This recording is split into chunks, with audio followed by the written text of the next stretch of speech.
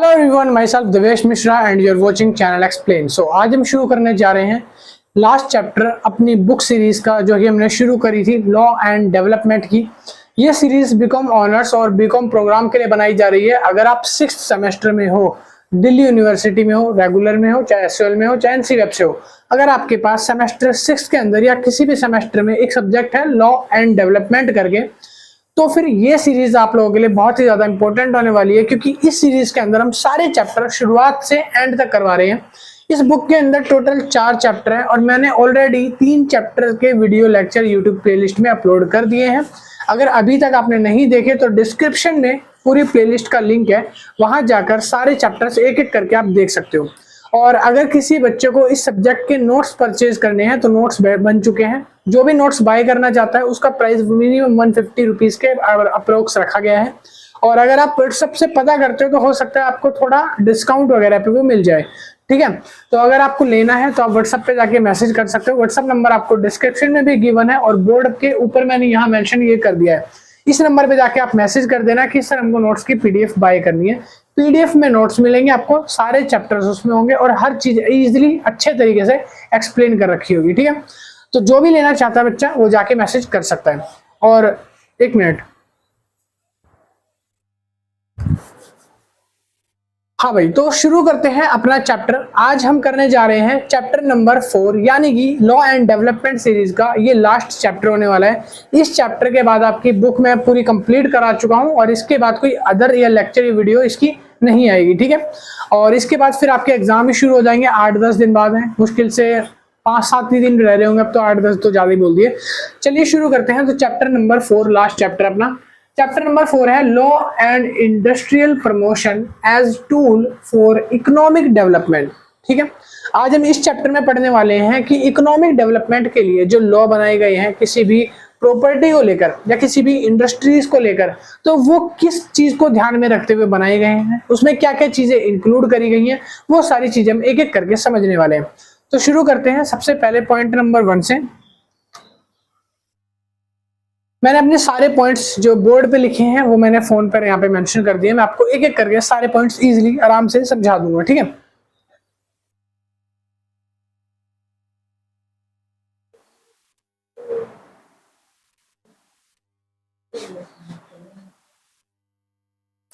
चलिए शुरू करते हैं।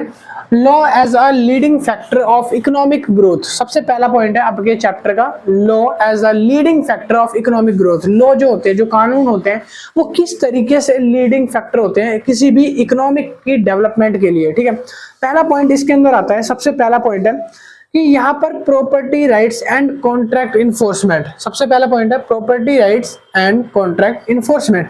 इसके अंदर लिखा है, इसका मतलब होता है कि जो लॉ होते हैं वो अपनी एक ऑनरशिप प्रदान करते हैं, यानी कि लॉ होते हैं, कानून जो होते हैं वो एक स्वामित्व प्रदान करते हैं किसी भी प्रॉपर्टी को या किसी भी भूमि को। कैसे प्रदान करते हैं? अगर मान लो आपने कहीं कोई जमीन खरीद ली, उसके साथ साथ आपको उसके प्रति कुछ कानून दिए जाएंगे, कुछ अधिकार दिए जाएंगे, क्योंकि वो जमीन आपकी है। आपसे कोई दूसरा कोई जमीन ले नहीं सकता। क्यों? क्योंकि आपकी और जमीन की क्या है, एक ऑनरशिप है। आप उस जमीन के मालिक हो तो इस जगह पे वो आपकी है और आप उसके ऑनर हो जाते हो। लिखा लाइक लैंड, बिल्डिंग या कोई इन्वेंशन इसलिए बोला है कि अगर मान लो आपको अपने क्रिएटिव माइंड से कुछ इन्वेंट करते हो। फॉर एग्जांपल, अगर मान लो इस फोन का आविष्कार मैंने करा, ठीक है, तो मैंने क्या करा, फोन का इन्वेंट करा, तो इसके लिए मैं अपना एक पेटेंट्स बनवा सकता हूँ कि मैंने इस फोन का इन्वेंट करा है। कोई भी मेरे फोन को यूज करना चाहेगा तो वो मुझे रॉयल्टी वगैरह पे कर सकता है। आगे लिखा है and make sure people follow agreement. और हाँ, मेक श्योर ये करना पड़ेगा कि जो पीपल है, यानी कि जो लोग हैं, वो उस एग्रीमेंट को अच्छे तरीके से फॉलो करें जो कानून के द्वारा बनाए गए हैं। अगर मान लो मैंने एक जमीन खरीदी, मेरे जमीन के ऊपर कोई आदमी आता है और बोलता है मैं यहाँ पर एक दीवार बनवा रहा हूँ, ये मेरी जमीन है। मैं उसको जाके बोलता हूँ कि भाई ये मेरी जमीन है, आपकी जमीन कैसे होगी, प्रॉपर्टी है ना। तो वो आदमी बोलता है कि आप क्या प्रूफ है? मैं उसको बोलता हूँ भाई ये कागज देखो, ये कागज मेरे हैं, इस जमीन के कागज है, मैंने ये प्लॉट खरीदा है। अब वो कागज को ऐसे फाड़ देता है। तो इसका मतलब होता है कि ऐसी जगह जहां पर आपके लॉ एग्जिस्ट करते हो वहीं पे आपका ऑनरशिप कहलाएगा। अब ऐसी जगह जहां पर आपके लॉ एग्जिस्ट ही नहीं करते, उस जगह जमीन वगैरह ले हुए कुछ लोग हैं, तो उस जगह आपके कानून वगैरह कोई मायने नहीं रखते, ठीक है। यहाँ पे लिखा वाई इट्स मैटर कह रहा है if you know your property and deals are protected by law, अगर आप ये अच्छे तरीके से जानते हो कि आपकी जो जमीन है या जो आपकी प्रॉपर्टी है वो किसी भी प्रोटेक्ट हो रही है किसी के द्वारा, जैसे लॉ वगैरह के द्वारा, कानून के द्वारा सरकार उसको प्रोटेक्ट कर रही है, कुछ नियम कानून बनाए हैं कि अगर आपने कोई जमीन ली है तो कोई दूसरा उसको हाथ नहीं लगा सकता। फिर उसके बाद लिखा है you are more likely to invest और डू बिजनेस कॉन्फिडेंटली। तो इससे क्या होगा, जब आपको पता है कि हमारे फेवर में लॉ कानून बहुत सारे बने हुए हैं और हम सेफ हैं, आपका मन करेगा कि मैं और जगह इन्वेस्ट करूं, और जगह बिजनेस डालूं, और जगह कॉन्फिडेंशियली आप अपने प्रॉपर्टी को बाय करोगे और सेल करोगे, क्योंकि आपको पता है कि लॉ एंड कानून तो है। अगर कोई मिसफॉल्ट होता है, कोई डिस्प्यूट होता है, तो आप कोर्ट केस वगैरह कर सकते हो, क्योंकि आपके पास प्रॉपर डॉक्यूमेंट होंगे उस जमीन को लेकर। ठीक है, एग्जाम्पल के तौर पर यहाँ पर लिखा है एक फार्मर होता है जो अपनी एक लैंड में इन्वेस्ट कर देता है कुछ पैसा, it won't be taken away unfairly, और उसको वो पैसा अनफेयरली तरीके से मिलता है। And business make deals if there non contract was enforced, और जो बिजनेस होता है उसकी जमीन को हड़प लेता है। एक किसान जिसकी जमीन होती है छोटी सी, उसने वो खरीदी होती है, अब एक बिजनेस वाला आता है, बिजनेसमैन आता है और उस जमीन को हड़प लेता है। अब यहाँ पर वो बोलता है कि कोई भी यहाँ पर कोई प्रूफ नहीं है, तुम्हारे पास इस जमीन का कोई कागज नहीं है, कोई इन्फोर्स लॉ नहीं है, इसकी वजह से ऐसा होता है। तो सबसे पहली चीज हमें बोली गई है कि हमको डेवलप करने के लिए क्या चाहिए, प्रॉपर्टी राइट चाहिए और कॉन्ट्रैक्ट चाहिए इन्फोर्समेंट के, यानी कि वो कॉन्ट्रैक्ट जो गवर्नमेंट इशू करती है लीगली तौर पर कि आप इस जमीन के मालिक हो, ऐसे कॉन्ट्रैक्ट होने चाहिए। ठीक है, चलिए दूसरा पॉइंट समझते हैं। सेकंड पॉइंट है anti trust law and competition policy. Anti trust law and competition policy, इसके अंदर लिखा है कि rules that stop big companies for creating monopolies और अनफेयर कंपटीशन। कह रहा है कुछ ऐसे नियम और कानूनों को रोकना चाहिए जो बड़ी कंपनियां इस्तेमाल करती है एकाधिकार के रूप में और अनफेयर कंपटीशन के रूप में, यानी कुछ बड़ी कंपनियां छोटी कंपनियों को दबाने के लिए उनके बिजनेस वगैरह को खरीद लेती है, टेक ओवर कर लेती है कम से कम पैसों में, और उनको जायज उनका रेट या प्राइस उसको नहीं पे करती। तो इस चीज को रोका जाना चाहिए। और साथ ही साथ लिखा है मोनोपोली, यानी कि एकाधिकार। एकाधिकार का मतलब होता है एक बंदे की हुकूमत चलना, जैसे कि राजा का जब देश था, जब राजशाही देश चला करते थे, तब क्या होता था कि जो सारे नियम कानून कौन बनाता था, राजा बनाता था, सबसे ऊपर राजा होता है। जैसे आज प्राइम मिनिस्टर है, प्रेसिडेंट है, देश में सबसे बड़े होते हैं, तो ऐसे वो राजा होता था और यहाँ पर उसकी मोनोपोली होती थी। तो यहाँ पर मोनोपोली को मना करने को कहा गया है कि किसी की यहाँ पर मोनोपोली नहीं होगी। कोई बड़ा बिजनेसमैन हो गया, कोई बड़ी कंपनी वाला हो गया, तो उसकी मोनोपोली नहीं चलेगी। मोनोपोली से क्या होगा कि अगर एक अकेले का अधिकार चलेगा ना, तो वो अपने मन मुताबिक इंडस्ट्री को चलाएगा या अपने मन मुताबिक लोगों को हैंडल करेगा। उसने बोला आपको सस्ते दाम पे प्रॉपर्टी बेचनी है, तो इट मींस आपको बेचनी पड़ेगी। उसने बोला आपको यहाँ पे जमीन नहीं खरीदनी क्योंकि मैं यहाँ खरीदने वाला हूँ 10 साल बाद, तो आपको छोड़नी पड़ेगी जमीन। तो ये चीज नहीं होनी चाहिए, अधिकार किसी एक का नहीं होना चाहिए, पावर सब में बटी होनी चाहिए। फिर लिखा अगला point, law make sure business can completely Fairlie. जो कानून बनाए गए हैं ना, वो इसीलिए बनाए गए हैं ताकि वो ये ध्यान रख सके हर किसी के आदमी के लिए कानून समान है, एक बराबर है, चाहे वो कोई बिजनेसमैन हो या फिर कोई पुअर आदमी हो या कोई रिच आदमी हो। लिखा उसके बाद which lead to better product, lower prices and innovation. और लॉ इसीलिए बनाए गए हैं ताकि हर एक आम आदमी को कम से कम दामों पे, कम कीमतों पर अच्छे से अच्छी जमीन मिल सके, अच्छे से अच्छा डेवलपमेंट एरिया मिल सके, अच्छी से अच्छी ग्रोथ वाली इंडस्ट्री लाइफ मिल सके, यानी कि उसको जीवन जीने के लिए सब चीज सस्ते में मिल जाए। ठीक है, और यहाँ पर लिखा है कि वो प्राइस को इनोवेट कर सकता है, अपनी चीजों को इन्वेंट कर सकता है। ये पूरी फ्रीडम होती है किसके द्वारा, लॉ के द्वारा। आगे लिखा है if one company control all electricity and charges high, anti trust law can stop that. कह रहा है एंटी ट्रस्ट क्या करता है, ऐसी चीजों को रोकथाम करता है जो अनफेयर होती हैं। जैसे कि मान लो किसी एक कंपनी ने सारी की सारी बिजली कंपनियों को खरीद लिया, जैसे एनडीपीएल है, टाटा है, ऐसी जो बिजली कंपनियां हैं उन सबको खरीद लिया और सारे की बिजली के दाम के प्राइसेस हाई कर दिए। अब लाखों करोड़ों लोग हैं जिनके घर में बिजली जल रही है, बल्ब जल रहा है, अगर वो बिजली के दाम हाई कर देगी और सारे में मोनोपोली हो जाएगी, सिर्फ एक कंपनी ने सारे देश भर की बिजली कंपनियों को बाय कर लिया, तो वो अपने मन मुताबिक चार्जेस लेने लग जाएगी। तो इसके ऊपर लोगों का रिएक्शन ये आएगा, जो अमीर लोग होंगे वो तो पैसा किसी तरह भर देंगे, ज्यादा तो है बट भर दिया, बट जो गरीब लोग हैं वो अफोर्ड नहीं कर पाएंगे लाइट को, तो वहां पर उनके घर में लाइट ही नहीं आएगी, बिजली नहीं मिलेगी उनको जिंदगी में, है ना। तो ये चीज जो होती है इसको रोकथाम करने के लिए एंटी ट्रस्ट का यूज किया जाता है, कॉन्ट्रैक्ट बनाए जाते हैं। तीसरा पॉइंट आता है litigation and legal process. Litigation and legal process, इसका मतलब क्या होता है, एक क्लियर सिस्टम होना चाहिए जो डिस्प्यूट्स को सॉल्व करता है कोर्ट और लीगल एक्शन के तहत। यानी कि कोर्ट कुछ ऐसे नियम को पारित करता है, कुछ नियम और कानून को आदेश देता है कि आप ऐसे नियम और कानून बनाओ जो हर किसी के लिए एक समान हो, जो हर किसी की प्रॉब्लम को सॉल्व करे, उनके डिस्प्यूट्स को सॉल्व करे। लिखा when people know can solve problem legally, जब लोग जानते हैं कि उनकी प्रॉब्लम का समाधान जो है लीगली तौर पर हो जाएगा। फॉर एग्जाम्पल, अगर मैं आपको एग्जाम्पल दूं, देखो एक छोटा सा यहाँ पे मेरा घर है, इस घर पे अगर कोई दूसरा आदमी उंगली रखता है, बोलता है कि ये मेरी प्रॉपर्टी है, तो मेरे पास इतने लॉ हैं, मेरे पास राइट्स है, कानून है कि मैं लीगली जाकर उसको चैलेंज कर सकता हूँ। ठीक है, तो यहाँ पर सरकार को यही सेफ्टी लोगों को प्रदान करनी है। फिर लिखा है सिस्टम जो होता है more safer doing business, system ऐसा होना चाहिए एक्शन लेने के लिए कि आपको कभी भी आगे बिजनेस करना पड़े ना, तो आप पूरे तरीके से अपने आप को सेफ फील करो। आप ऐसा महसूस ना करो कभी कि आपकी जमीन कोई दूसरा लेके जा रहा है और आप कुछ कर ही नहीं पा रहे हो, ऐसा बेसहारा सा महसूस ना हो। ठीक है, फिर लिखा एग्जांपल के तौर पर इफ ए कस्टमर डजंट पे, अगर कोई कस्टमर है जो पैसे पे नहीं कर रहा, the business owner can go to court instead of taking personal action.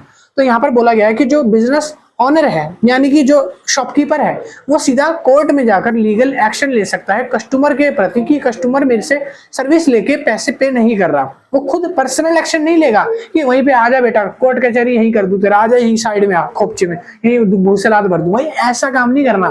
Court ने लीगली सबके लिए कानून बनाए हैं, रूल बनाए हैं, तो उन्होंने बोला अगर कोई कस्टमर आपको पे नहीं कर रहा तो आप उसको लीगली एक्शन ले सकते हो उसके ऊपर। ठीक है, तो आगे लिखा उसके बाद लीगल सर्टेनिटी, पॉइंट नंबर 4 है लीगल सर्टेनिटी।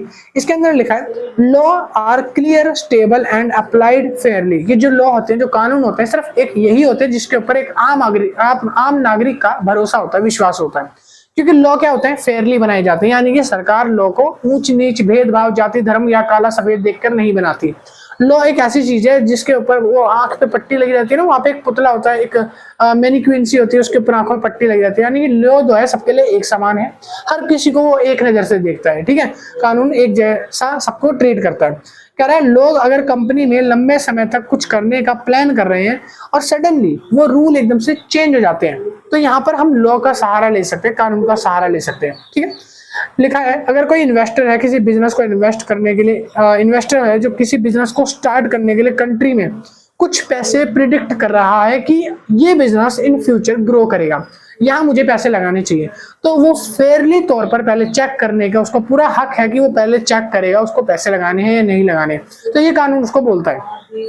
अगला पॉइंट आता है उसके बाद, सॉरी भाई, यहाँ पर इसके चारों पॉइंट्स खत्म हो गए। पहले ये जो 4 पॉइंट्स है खत्म हो चुके हैं। अब सेकंड पॉइंट्स को हम रिवाइज करने जा रहे हैं, जिसमें हम पढ़ेंगे anti trust law and competitions. ठीक है, वेट 1 सेकेंड।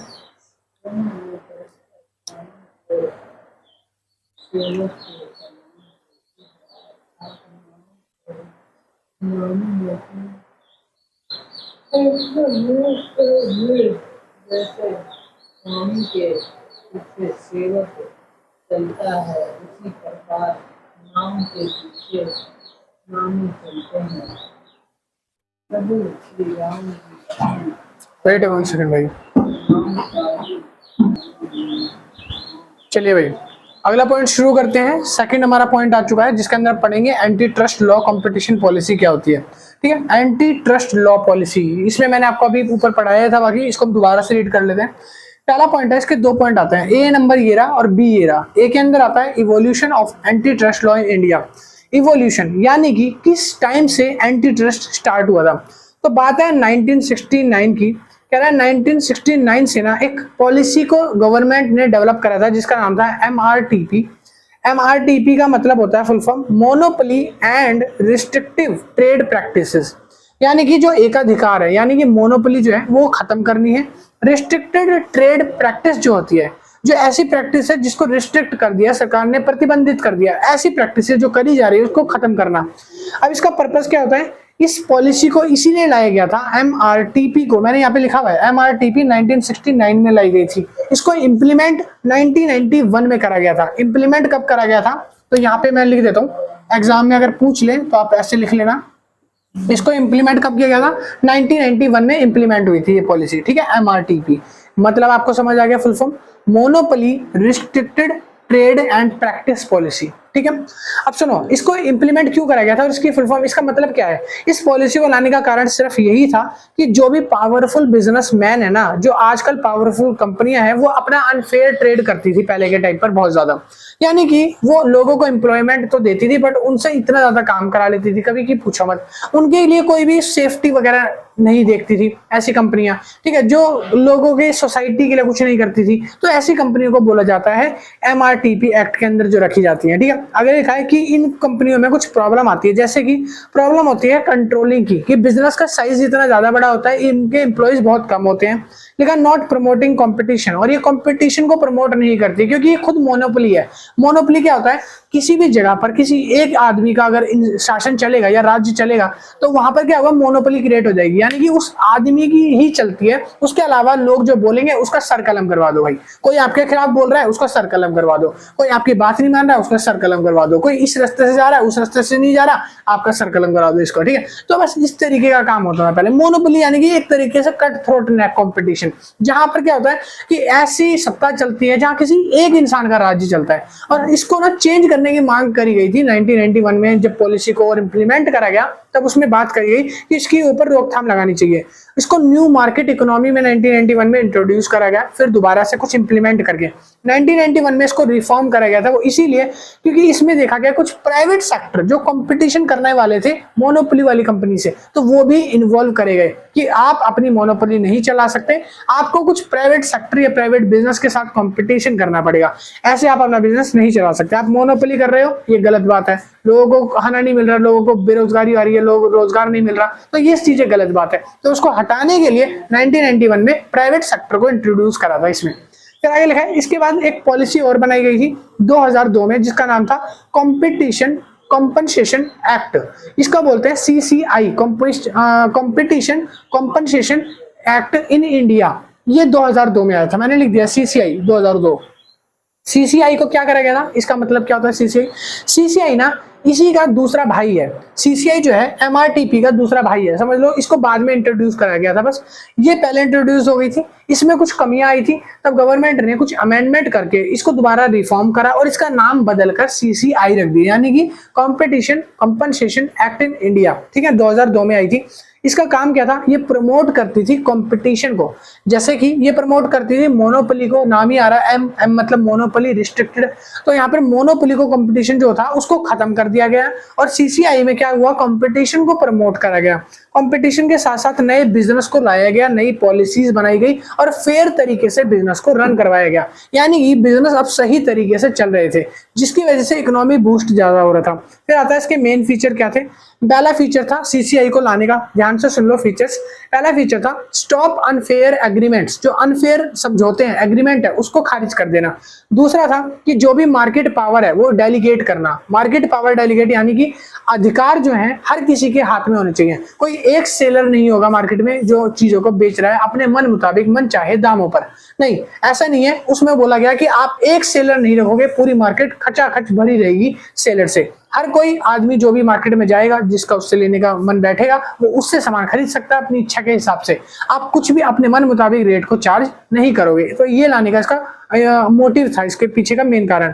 अगला लिखा है check big merge and could hurt the market, उन लोगों की पुष्टि करना, यानी कि उन लोगों की पुष्टि करना, चेक करना जो लोग बड़ी बड़ी कंपनियां मार्केट में लेकर बैठे हैं और कंपनी जो है वो हर्ट कर रही है मार्केट के स्टैंडर्ड्स को। हर मार्केट का एक स्टैंडर्ड होता है, उस स्टैंडर्ड को हर्ट ना करा जाए, ठीक है।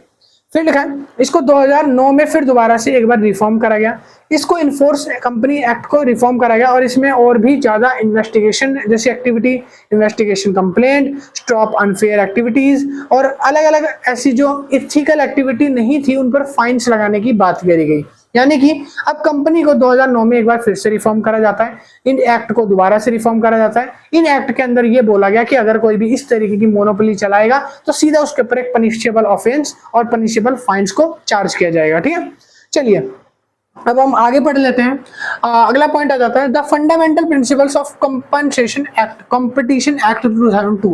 कह रहा है कंपनसेशन जो एक्ट आया था ना 2002 में, उसके कुछ फंडामेंटल क्या थे, उसके कुछ यहाँ पर प्रिंसिपल्स क्या थे, सिद्धांत क्या थे 2002 को लाने के लिए। मैंने सिंपल सा बताया, अनफेयर प्रैक्टिस को खत्म करना था, जो मोनोपोली थी उसको तोड़ना था, यानी किसी का एक बंदे का अधिकार नहीं होना चाहिए, लोगों को फेयर ट्रेड देना था। तो ये सारे इसके अधिकार थे। मगर हम और थोड़ा डीपली इसको समझ लेते हैं एक बार, जो यहाँ पर मैंने 3 पॉइंट्स लिखवाए हैं तो इनको एक बार देख लेते हैं। पहला पॉइंट है एंटी कॉम्पिटिटिव एग्रीमेंट्स प्रोहिबिशन, यानी कि जितने भी बैन एग्रीमेंट्स हैं between business and reduce to kill competition, बोला गया है कि जो भी ऐसे कानून के द्वारा बनाए गए पहले एक्ट थे जो बिजनेस को ऐसा रिड्यूस कर रहे थे, बिजनेस को खत्म कर रहे थे और किल कर रहे थे कंपटीशन को। जो कंपटीशन होता है ना भाई, वो होना बहुत जरूरी है।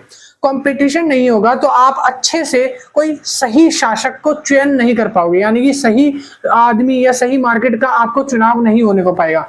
तो इसलिए कंपटीशन होना बहुत जरूरी है। अगर मान लो 4 लोग खड़े हैं, ठीक है, आपको उसमें से एक राजा बनाना है, आपको ये देखना है कि कौन सा राजा के लिए कुशल है, तो आप उनका कंपटीशन करवाओगे, जो अच्छा होगा आप छांट लोगे। अगर मान लो उसी जगह सिर्फ एक ही आदमी आए और बोले मुझे राजा बनना है और कोई कंपटीशन नहीं है, अब उसके अंदर एबिलिटी नहीं है राजा वाली, तो क्या होगा? अगर उसको राजा बना दिया तो वो तो सबको कलम करवा देगा, गला काट देगा, है ना। तो भाई इस तरीके का कंपटीशन नहीं होना चाहिए। इस कंपटीशन को खत्म करा गया और यहाँ पर इंट्रोड्यूस करा गया और आगे रूल्स वगैरह को आगे लिखा है when company secretly agree price and not complete competitors, या फिर लिखा है यहाँ पर customer suffer by paying more and getting fewer choices.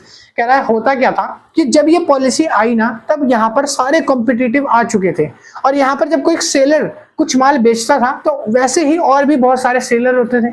अब जो एम्प्लॉय है या जो आदमी है, कस्टमर है, अब जब वो कोई चीज मार्केट में खरीदने जाता था तो उसको 10 लोग देखते थे और जिसका उससे मोल भाव बैठता था वो उससे चीजें खरीद लेता था। सिंपल एग्जांपल मैं बताता हूँ, आप कभी मार्केट गए हो सब्जी लेने जाते हो, टमाटर वगैरह लेने, खीरा वगैरह लेने, तो वहां पर आप देखते हो 10 रेडियां खड़ी है खीरे की दुकान की। आप पहली रेडी से रेट पूछते हो तो वो बोलता है 25 रुपए का 1 किलो। दूसरी रेडी पे जाते हो तो कोई बोलता है 20 रुपए का किलो। तीसरी पे जाते हो वो बोलता है 40 के 2 किलो। तो आप अब ये देखते हो कि सबसे ज्यादा अच्छे खीरे किसके हैं और कम प्राइस किसका है, यही 2 चीजें कंसिडर करते हो और वहां से जिसके अच्छे लगते हैं, जिसका बढ़िया लगता है, आप उसका एक चूज कर लेते हो। तो ये वही बोल रहा है कि कंपटीशन मार्केट में कस्टमर की एक प्रेफरेंस होती है, एक चॉइस होती है कि वो जिससे मर्जी लेना चाहे वो चीजें ले सकता है। ठीक है, यहाँ पर बोला गया है इफ 2 फोन कंपनी, अगर मान लो 2 फोन कंपनी है, एक कंपनी हाई प्राइस में माल बेच रही है, एक कंपनी लो प्राइस में माल बेच रही है और दोनों के प्राइस में कोई सिमिलैरिटी नहीं है, सेम है, एग्जैक्ट सेम है। ठीक है, अब यहाँ पर आप देखोगे ना कि कौन सा प्राइस पे कौन सा मोबाइल को मेरे को बाय करना है, खरीदना है, तो वही चीज बोली गई है। दूसरा आता है प्रिवेंटेशन ऑफ अब्यूज, यहाँ पे लिखा prevention of abuse of domains. इसका मतलब है कि जो बड़ी कंपनियां थी, लिखा big company are not allowed to use their power unfairly. बड़ी कंपनियां अपनी पावर का दुष्कर्म नहीं कर सकती, अपनी पावर का गलत इस्तेमाल या गलत फायदा नहीं उठा सकती। फिर लिखा है वो छोटे छोटे कॉम्पिटिटर को या कुछ कस्टमर्स को हार्म नहीं कर सकती, नुकसान नहीं पहुंचा सकती, ऐसा लिखा गया है लॉ में। ठीक है, आगे लिखा है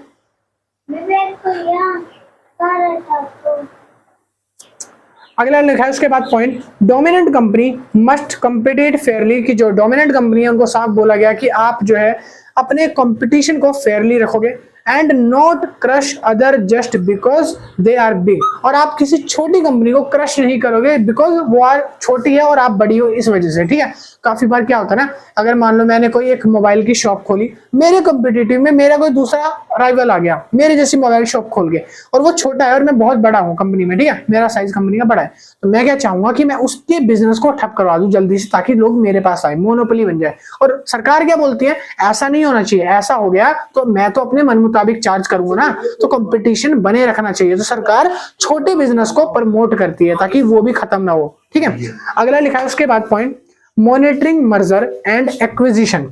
मॉनिटरिंग ये रहा मर्जर एंड एक्विजिशन।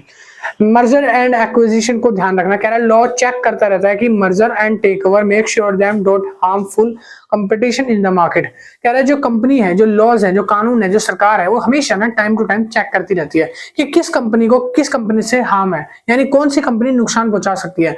जब कंपनी का मर्जर होता है, मर्जर यानी कि 2 कंपनियां मिलकर जब एक कंपनी बन जाती है ना, जैसे हीरो होंडा पहले एक थी, अब अलग अलग हो गई, अब उसका क्या हो गया, डी मर्ज हो गया। जब पहले वो एक थी, जब वो मर्जर होती थी, तो सरकार ये देखती है दोनों कंपनियों के मर्ज होने से क्या गवर्नमेंट पर कोई इश्यू पड़ेगा इसका, या कस्टमर्स पर कुछ इफेक्ट पड़ेगा। अगर वो इफेक्ट फेयर है तो कोई दिक्कत नहीं, अगर वो इफेक्ट अनफेयर है, यानी कि नुकसान लग रहा है, संभावना है कि नुकसान होगा इन दोनों कंपनियों के मर्ज होने से, लोगों को फर्क पड़ेगा या इकोनॉमिक जीडीपी को फर्क पड़ेगा, तो गवर्नमेंट उसको स्टॉप करती है। आगे लिखा है इफ टू कंपनीज मर्ज, अगर दो कंपनी मर्ज हो जाती है, leading high price less innovation, और कम इनोवेशन कर रही है और प्राइस को ज्यादा चार्ज कर रही है, ठीक है। अब यहाँ पर क्या होगा कि सरकार उसको रोकथाम करने की कोशिश करती है, ठीक है। तो ये सारे पॉइंट्स आपके पूरे क्लियर हो गए। अब हम पढ़ते हैं लीगल प्रोसेस क्या होता है नेचर इफेक्ट लिटिगेशन का।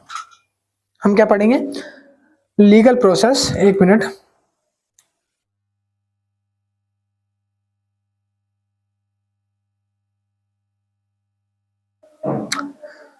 सॉरी वीडियो साफ आ रही है, देखिए एक बार, चल रही है।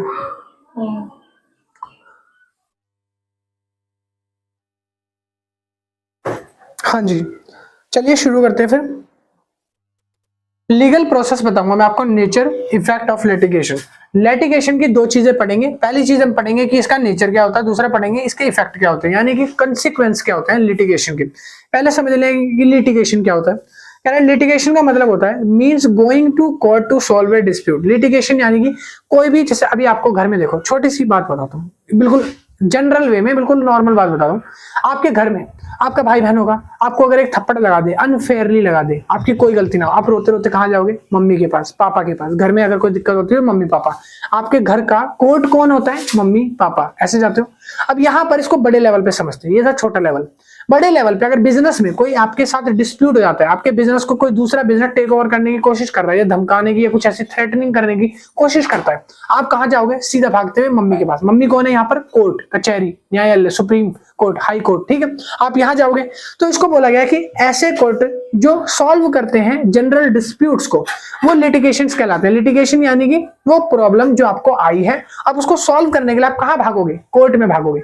अब वो कोर्ट जो है वो क्या होता है, लिटिगेशन सॉल्व करने की एक प्रैक्टिस है, ठीक है। कह रहा है दो पार्टी यहाँ पर डिसएग्री होती है जब किसी चीज को लेकर, जैसे कि अभी मैंने छोटे बच्चों का एग्जांपल लिया कि अगर आपके भाई बहन ने किसी को थप्पड़ लगाया, अब मम्मी के पास जाएगा, मम्मी क्या करेगी, पहले ये पूछेगी ना कि क्यों लगाया भाई, कोई कारण होगा। अगर दोनों पार्टी का एग्रीमेंट जो है, दोनों पार्टी का जो पक्ष है वो डिसएग्री है, उसको लगता है कि जो एक्चुअल रीजन होना चाहिए वो नहीं है यहाँ पे, तो कोर्ट जो है दोनों को प्रताड़ित भी कर सकता है। कोर्ट अब न्याय में भी फैसला ले सकता है। तो यहाँ पर बोला गया कि फॉर्मल लीगल प्रोसेस होता है, जज जो है वो डिसाइड करता है कि क्या आउटकम होना चाहिए। जज का काम क्या होता है, ये डिसाइड करना कि क्या आउटकम होना चाहिए, ये काम होता है। आगे लिखा है इसके रीजंस, अब मैं आपको रीजंस बताता हूँ लिटिगेशन के रीजन क्या होते हैं, नेचर प्रोसेस क्या है इसकी। तो मैंने यहाँ रीजन लिखे हैं और यहाँ कंसिक्वेंस लिखे हैं। 3 रीजन बताऊंगा लिटिगेशन पे जाने के लिए और 3 कंसिक्वेंस बताऊंगा। पहला रीजन क्या होता है, कॉन्ट्रैक्चुअल डिस्प्यूट्स। कॉन्ट्रैक्चुअल डिस्प्यूट्स का मतलब होता है when one party does not follow the term of business agreement. एक पार्टी बिजनेस एग्रीमेंट की टर्म को फॉलो नहीं कर रही। कह रहा the company supply goods late refuse to pay the services. एक कंपनी, एग्जांपल दे रहा हूं, एक कंपनी जो है अपने गुड्स की सप्लाई करने में क्या कर रही है, देरी कर रही है और उससे सर्विस का चार्ज एक्स्ट्रा मांग रही है। तो यहाँ तो गलत बात है, एक तो आप देरी कर रहे हो माल पहुंचाने में, ऊपर से आप सर्विस चार्ज भी मांग रहे हो। तो इस जगह पर एक पार्टी जो दूसरी पार्टी के एग्रीमेंट से डिसएग्री है, वो जाकर सूट कर सकती है, कोर्ट में फाइल कर सकती है। दूसरा पॉइंट आता है रेगुलेटरी वायलेंस। रेगुलेटरी वायलेंस इसका मतलब है when a company break government rules and regulation. अगर कोई कंपनी गवर्नमेंट के बनाए नियम और कानूनों का ब्रेक करती है, खंडन करती है, उसको तोड़ देती है। कह रहा है इस जगह पर not following pollution control law and getting not required licence. अगर मान लो सरकार ने बोला है कि आपको एक लिमिट में ऐसी गाड़ी चलानी है जो कम से कम धुआं करे, आप कोई ऐसी गाड़ी चला रहे हो जो धक धक धक धक धुआं कर रही है, धुआं निकले जा रहा है, प्रदूषण हो रहा है, एनवायरनमेंट जो है पोल्यूटेड हो रहा है, तब यहाँ पर होगा क्या, यहाँ पर लिखा जाएगा कि गवर्नमेंट के आपके रूल्स बनाए गए हैं, मगर अगर आपने क्या करा, रूल्स को पूरा नहीं करा, रूल्स को नहीं माना, आपने वो जो रूल बनाया गया था कि पोल्यूशन नहीं मचाना, आपने पोल्यूशन किया अपनी गाड़ी से, गाड़ी की सर्विसिंग नहीं करवाई थी और पोल्यूशन हुआ है, तो आपने रूल को तोड़ा, आपने खंडन करा है गवर्नमेंट की पॉलिसी और रूल का, तो गवर्नमेंट आपको केस के अंदर पनिश कर सकती है, ठीक है। तीसरा आता है disputes over intellectual property rights.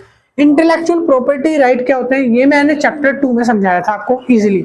लिखा है fight over ownership of use of creative work, innovation और ब्रांड नेम्स। मान लो आपने टार्जन मूवी देखी है, टार्जन द वंडर कार बोल रहा हूँ, वो नहीं, वो जिंगल वाला वो वाली मूवी नहीं भाई, टार्जन द वंडर कार। उसमें क्या होता है, शुरू शुरू में जो अजय देवगन दिखाया गया है, उसके पास एक क्रिएटिव माइंडसेट होता है, वो अपनी एक बढ़िया सी लग्जरी कार बनाता है। उस कार को ना बाकी लोगों को जब दिखाता है एक मीटिंग के अंदर, तो लोगों को कार बहुत पसंद आती है। अब वो लोग क्या करते हैं कि इस कार के कॉपीराइट्स और पेटेंट हमारे नाम पर हो जाए, इसीलिए वो जो एक्चुअल ओनर होता है यानी जो अजय देवगन होता है, उसको पानी में डुबा के कार के साथ खत्म कर देते हैं, मार देते हैं, ताकि अब ये कार हम ऐसे दिखाएंगे कि ये कार हमने बनाई है।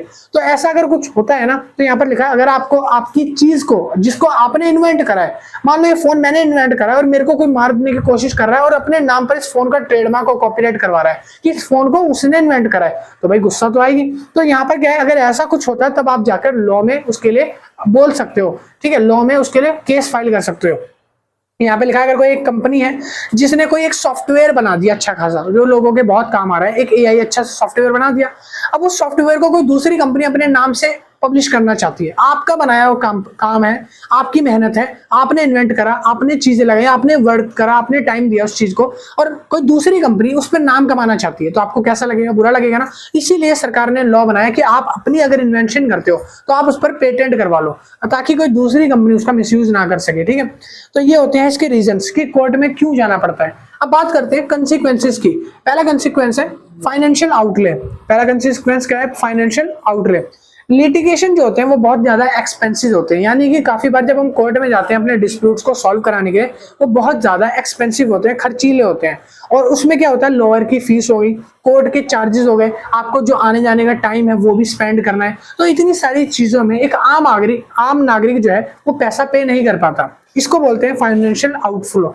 यानी कि जब आपके पास पैसे की कमी आ जाए, आपके पास टाइम की कमी हो, आप कोर्ट कचहरी जाना चाह रहे हो बट लोअर की फीस इतनी ज्यादा है कि आप उसको अपॉइंट नहीं कर पा रहे, हायर नहीं कर पा रहे अपने डिस्प्यूट से रिलेटेड, तब ये कॉन्सिक्वेंस पैदा हो जाता है। यहाँ पे लिखा है कि आपके पास बिजनेस में इफेक्टिव प्रॉफिट्स तो हो रहा है, आपके पैसे जो है वो पानी की तरह डूब रहे हैं। अब आप चाहते हैं मैं कोर्ट पे किसी पे केस करूं, आपको लगता है इसकी वजह से मेरा पैसा डूब रहा है, अब आप केस नहीं कर सकते, आपको अलग से टाइम देना पड़ेगा, उसके लिए आपके पास वो है नहीं, ठीक है। अगला आ जाता है negative impact on firm, negative impact on the firm या ब्रांड, ठीक है। लिखा है कि law suit can harm A company reputation, relationship and public image. जो लॉ सूट होते हैं ना, उसके बाद क्या होता है कि कंपनी की इमेज डाउन हो जाती है। मान लो आपका भी घर है, आपके घर में अचानक से कुछ पुलिस वाले बंदूक लेके घुस जाते हैं और जांच पड़ताल करते हैं, उनको पता चला कहीं से कि आपके घर में एक चोर छुपा हुआ है। अब आपके घर में जांच पड़ताल हुई, बाकी लोग जितने गली वाले हैं उन्होंने देखा आपके घर में पुलिस आई बंदूक ले लेके, वो भी 7-8 लोग आए। तब वो लोग आपके जैसे ही घर से पुलिस वाले निकल जाएंगे ना, तब आपसे पूछेंगे क्या हुआ क्या हुआ, कौन आया था, क्यों आए थे, आपने कुछ क्राइम करा क्या, आपका बेटा बेटा है क्या। वो आपके ऊपर रेपुटेशन खराब करने शुरू कर देंगे कि इसके घर तो पुलिस आई थी, भल बोलेंगे इसका घर तो चोरों से भरा पड़ा है, कुछ कांड इसने कर दिया होगा तभी इसके घर पुलिस आई है। बेशक पीछे का रीजन कुछ और हो, लोगों को वही दिखता है जो सामने दिखाया जा रहा है। तो वही चीज यहाँ पे बोल रही है कि जो लॉ होती है ना, जब आप लॉ में सूट करते हो, फाइल करते हो कोई केस, लोग ना इससे बहुत बचना चाहते हैं। काफी बार क्या होता है, लॉ कोर्ट कचहरी के वजह से ना अपनी रेपुटेशन इमेज जो है बिजनेस की वो भी खराब हो जाती है। कुछ लोग जो हमारे कस्टमर्स होंगे वो भी छोड़कर चले जाते हैं कि भाई इस पर तो केसेस लगे हुए हैं बहुत सारे कंपनी में, इससे कुछ सामान ले लेंगे तो हमारे भी आगे पता नहीं सही देगा या नहीं देगा, तो छोड़ो, इससे अच्छा हम दूसरी कंपनी से बाय कर लेंगे। तो ये चीज हो जाती है। फिर लिखा है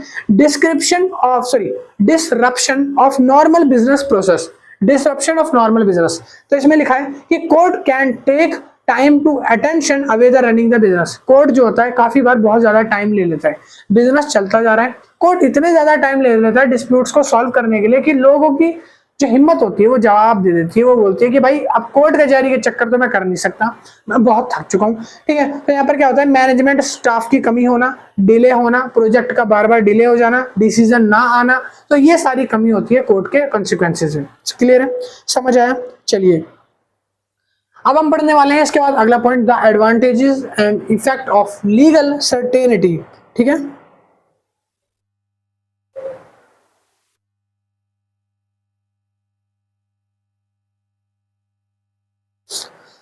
हाँ, तो हम पढ़ेंगे एडवांटेजेस क्या होते हैं लीगल सर्टेनिटी के, ठीक है। इकोनॉमिक डेवलपमेंट कैसे होता है, इसके फायदे क्या है और इसके इफेक्ट क्या है, हम दो चीजें पढ़ेंगे, इफेक्ट और बेनिफिट्स भी पढ़ेंगे। पहले मैं आपको बताऊंगा कि मीनिंग एंड रोल क्या है, मीनिंग एंड रोल के बाद हम पढ़ेंगे बेनिफिट्स ऑफ लीगल सर्टेनिटी।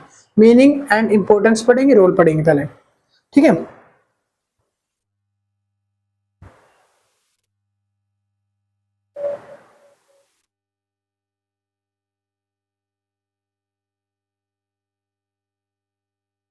चलिए शुरू करते हैं। पहला पॉइंट है हमारा definition and importance of legal certainty. Legal certainty क्या है? तो पहले आप समझो कि लीगल सर्टेनिटी होता क्या है। Legal certainty means the law are clear, यानी कि जो कानून होने चाहिए वो बिल्कुल क्लियर होने चाहिए, कट टू कट जो चीजें लिखी गई हैं वो एक एक शब्द वो फॉलो किया जाना चाहिए। लिखा है स्टेबल होने चाहिए और प्रिडिक्टेबल होने चाहिए। Everyone knows how they will be applied, और हर एक आम नागरिक को यह भी पता होना चाहिए कि लॉ का प्रोसीजर क्या है, उसको कैसे प्रिडिक्ट किया जा सकता है और लॉ आगे किस तरीके से अप्लाई किया जाएगा। ठीक है, अगर मान लो किसी आदमी ने चोरी कर लिया आपका पर्स, आपको पता होना चाहिए कि अगर मैं लॉ करता हूँ, कोर्ट में जाता हूँ तो मेरे को न्याय मिलेगा नहीं मिलेगा, उसका प्रोसीजर क्या होगा, किस तरीके से मैं लॉ शूट कर सकता हूँ या मैं फाइल शूट कर सकता हूँ किसी दूसरे के अगेंस्ट जिसने मेरा पर्स चोरी करा है। तो आपको ये सारा आम नागरिक होने के कारण पता होना चाहिए। तो ये बोला गया है लीगल सर्टेनिटी में।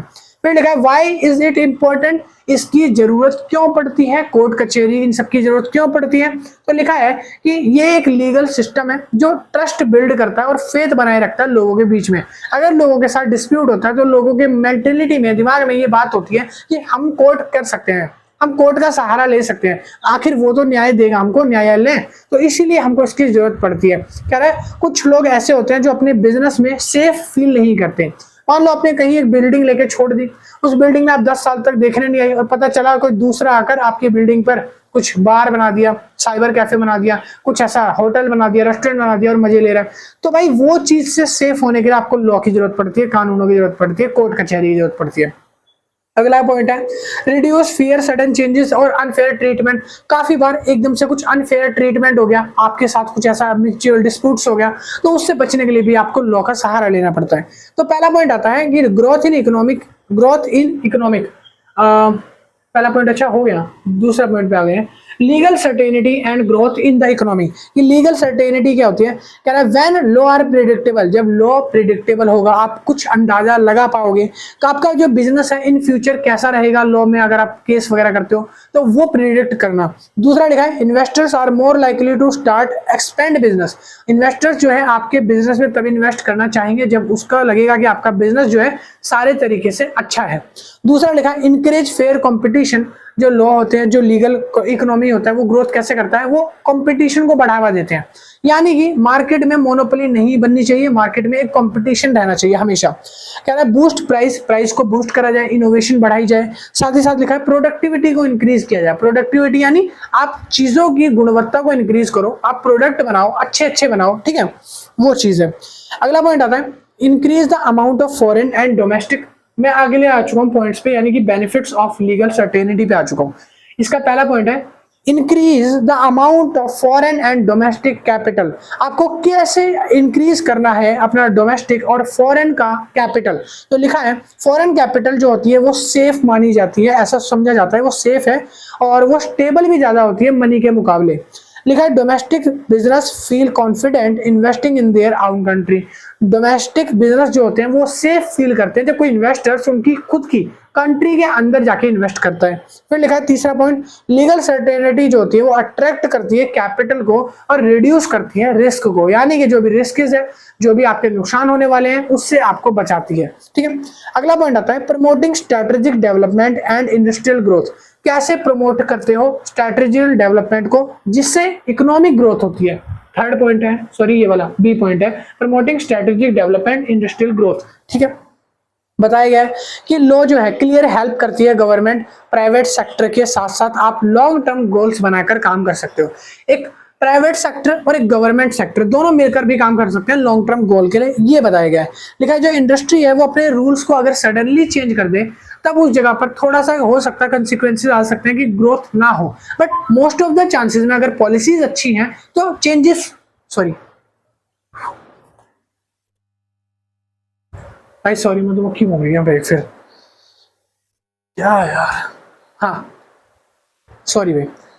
देखो promoting strategic development and industrial growth, यानी कि जो कंपनी है वो कैसे ग्रोथ करती है। इसमें लिखा है पहली चीज तो कि एक लीगल सेक्टर यानी एक प्राइवेट सेक्टर और एक पब्लिक सेक्टर दोनों मिलकर कुछ अच्छे कॉन्सिक्वेंसेस बनाएंगे ना, अच्छा मैनेजमेंट बनाएंगे ना तो इजीली ग्रो कर सकते हैं। दूसरा पॉइंट आता है कंपनी जो है सडनली पॉलिसी को अगर चेंज करती है तो हो सकता है कुछ टाइम के लिए उनको डिमोटिवेट फेस करना पड़े, पड़े, मगर कुछ टाइम के बाद क्या होता है, उसको कंपनी जो है वो बेटर वर्क करने लग जाती है। फिर लिखा है इनकरेज इनोवेशन, आपको इनकरेज करना चाहिए, इनोवेशन को बढ़ावा देना चाहिए, एक्सपोर्ट्स को बढ़ावा देना चाहिए। एक्सपोर्ट्स यानी आप इंडिया से माल को फॉरेन में भेज रहे हो। फिर लिखा है आपने स्किल्ड जॉब वगैरह प्रोवाइड करनी चाहिए। स्किल्ड जॉब यानी कि स्किल्ड वर्कर हायर करो, जिनकी अच्छी नॉलेज हो, जिनको अच्छा काम आता हो, वैसे वर्कर। आगे आ जाता है cost associate with resolving litigations and disputes. कह रहा है कॉस्ट क्या आती है जब किसी लिटिगेशन को यानी किसी प्रॉब्लम को कोर्ट में डिस्प्यूट्स को सॉल्व किया जाता है। तो यहाँ पर लिखा है unclear changing lead to the legal cases. Legal cases का पॉइंट डिपेंड करता है, ये वाला पॉइंट बताऊं 4 सी वाला। कह रहा है लीगल केसेस पे डिपेंड करता है, केसेस किस नेचर का है उसके अकॉर्डिंग कॉस्ट आपको देनी पड़ती है लीगल केसेस के अकॉर्डिंग। काफी बार जो कोर्ट केस होते हैं वो काफी एक्सपेंसिव भी होते हैं और काफी बार कोर्ट केसेस जो बहुत सस्ते में निपट जाते हैं। अगर मान लो आपका कोर्ट केसेस ज्यादा लंबे तक समय तक चल रहा है और आपका एक्सपेंस ज्यादा आ रहा है, तो हो सकता है चांसेस है मे बी कि आपके जो कस्टमर्स हैं वो आपकी कंपनी छोड़कर जाना पसंद करेंगे, दूसरी कंपनी से ज्वाइन हो जाएंगे, क्योंकि उनको पता है आपकी कंपनी कोर्ट कचहरी के केसेस में फंसी हुई है, तो वो आपको छोड़ देंगे। अगर छोटा मोटा केस है तो आप उसको दबा के ले जाते हो, पता नहीं चलता लोगों को, ठीक है। फिर लिखा है business waste time and management for lawsuit instead of growth. अगर कोई बिजनेस कोर्ट कचहरी में चला जाता है ना एक बार नाम उसमें, तो फिर क्या होता है उसमें इतना ज्यादा टाइम लगता है, इतनी ज्यादा मनी लगती है कि आपका बिजनेस जो है वो अच्छे से आप डेवलप। मधुमक्खी घूम रही है भाई इधर, सुनो। आप कोर्ट कचहरी में अगर आपका कोई बिजनेस चला जाता है तो आप अच्छे तरीके से उसको डेवलप नहीं कर पाते, आप बिजनेस को इजीली मेंटेन नहीं कर पाते, और इससे क्या होता है आपके काम पर, आपके बिजनेस पर, आपके इन्वेंशन पर इफेक्ट पड़ता है। अगर मान लो आपका कोई केस बिजनेस में कोर्ट वगैरह में फंसा हुआ है, ठीक है, कोई आपका केस छोटा मोटा बड़ा कोर्ट में फंसा हुआ है, आपका दिमाग वहीं रहेगा कि वहां से जल्दी से केस निपटे तो हम अपने बिजनेस पे ध्यान दें। एक ध्यान वहां पे है, एक ध्यान बिजनेस में है, दोनों पैर अलग अलग कश्तियों में, तो बिजनेस डूबने के चांसेस ज्यादा होते हैं। फिर लिखा अगला measure to protect property right enforce contract. Enforce contract की वजह से आप अपने प्रॉपर्टी राइट्स को कैसे मेजर कर पाते हो। पहले लिखा है स्ट्रॉन्ग लॉ बना रखे हैं जो कि प्रोटेक्ट करते हैं एक ऑनरशिप को। आपके लैंड है, बिल्डिंग है, इन्वेंशन है या कोई भी इनकरेज इन्वेस्टमेंट है, उनको आप सेफली सिक्योर कॉन्फिडेंट रख सकते हो लॉ के अंदर। फिर लिखा है enforce contract means business truth dealing with the honoured. आपके जो कॉन्ट्रैक्ट्स हैं वो हेल्प करते हैं किसी भी बिजनेस के ट्रस्ट डील्स करने में, यानी कि सही तरीके से आप डील्स करो अपने एम्प्लॉइज तक, अपने कस्टमर्स तक, ठीक है। एक अच्छा ऑनर्ड बनाओ, यानी कि एक अच्छा ट्रस्ट बिल्ड करो अपने लोगों के साथ। फिर लिखा है हेल्प करते हैं रिड्यूस करने में सिंपल जो चीटिंग्स होती है, जो बिजनेस के साथ धोखाधड़ी होती है, धांधलीबाजी होती है, तो उनसे बचाता है लॉ, ठीक है। फिर लिखा है फ्रॉड वगैरह हो गया या अनफेयर बिजनेस प्रैक्टिस हो गया, तो इनसे आपको लॉ सेव करता है, ठीक है। तो ये था आपका पॉइंट नंबर, ये रहा इंप्लीमेंट मेजर डी, ठीक है। तो आपके सारे पॉइंट्स जो हैं वो कवर हो चुके हैं 70%। अभी चैप्टर और भी आगे है जो मेरे को और भी पॉइंट समझाने हैं आप लोगों को। तो अभी आप एक काम करो, आप इसका स्क्रीनशॉट ले लो, उतारो, जब तक मैं आगे की पॉइंट्स नेक्स्ट पॉइंट लिखवाता हूँ। और बीच में जो भाई थोड़ी सी अनएथिकल एक्टिविटी हुई है, जैसे मधुमक्खी आ जाना, ठीक है, और फोन आ जाना, तो उसको अवॉइड किया करो। ऐसी चीजें ये अपने बस में नहीं होती, ठीक है।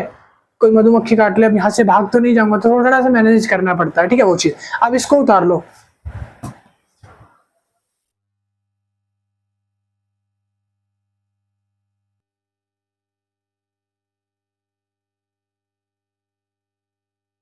चलिए शुरू करते हैं। अगला पॉइंट है हमारा उसके बाद influence of legal certainty on economical growth. कि कौन कौन सी ऐसी चीज है जो इन्फ्लुएंस करती है लीगल सर्टेनिटी को इकोनॉमिकल ग्रोथ में, वो चीजें पढ़ते हैं। तो सबसे पहला आता है अट्रैक्टिंग इन्वेस्टमेंट। अगर कोई इन्वेस्टमेंट है जो बड़ी अट्रैक्टिंग सी है, ठीक है, कह रहा है कंगना रनौत जैसी, भाई नहीं भाई, attracting investment and industrial development. जो अट्रैक्टिंग इन्वेस्टमेंट्स होती है ना, ये इंडस्ट्रियल डेवलपमेंट को अट्रैक्ट करती है, यानी कि इन्फ्लुएंस करने में हेल्प करती है। तो समझते हैं इस चीज को।